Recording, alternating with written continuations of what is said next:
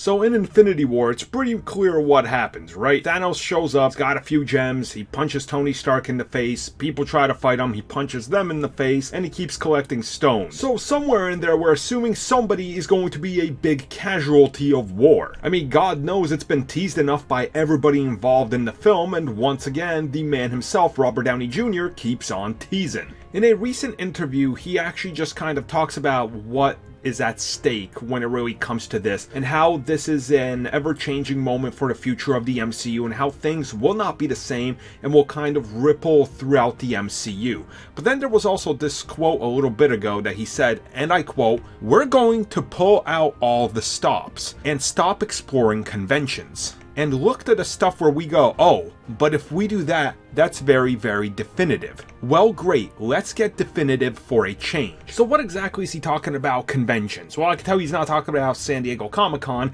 he's talking about the typical superhero convention of a film.